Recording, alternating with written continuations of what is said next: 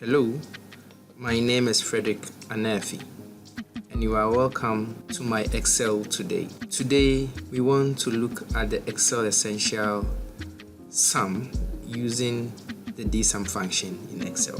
This is sales data by sales rep and items sold. So the sales rep have really executed sales, or they have done sales assigned to them for the month of January and February.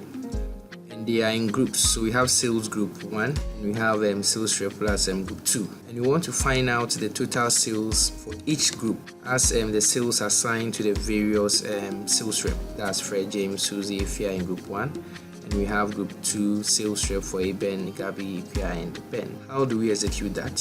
Simply we will use the DSUM function in Excel. So we introduce the equal sign, we use the DSUM. First, we'll choose our database. So our database will definitely be where we have our data. So we'll select the whole range of our data.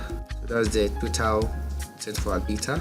We'll use the F4 to block it, comma, and what do we really want to pay? We are interested in the sales. In our database, we have the sales in the fifth column. That's starting from your left. So 1, 2, 3, 4, 5 in the fifth column. So we introduce 5. Then what is our criteria? Our criteria is the sales rep, or the sales assigned to the various sales rep in group 1. So we'll select that range and close the parenthesis, enter, and voila, that is the sales, the total sales assigned or executed by the various sales reps. We can just drag it and we'll find also the total sales executed by the sales group 2.